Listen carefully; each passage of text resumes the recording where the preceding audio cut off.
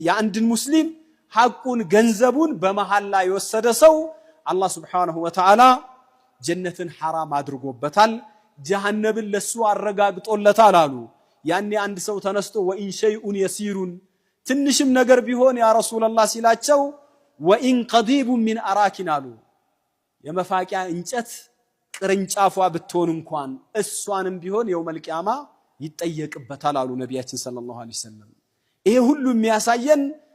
ዙልም የሚባለው ነገር ምን ያህል ከባድ እንደሆነ የሰው ድንበር መግፋት የህዝብ መሬት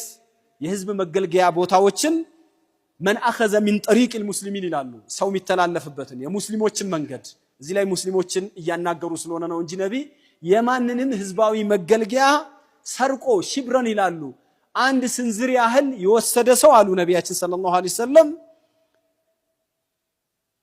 ያለ አግባብ خسف به يوم القيامه الى 7 አራዲን ይላሉ ሰባቱን ምድር